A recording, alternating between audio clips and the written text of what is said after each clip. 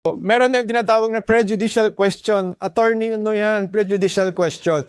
So sometimes, almost always, a civil issue is so intimately connected with the determination of the guilt or innocence. Okay? Dapat magsa-stop muna ang criminal case until the civil issue is resolved. Example, bigamy. Ano ba yung bigamy?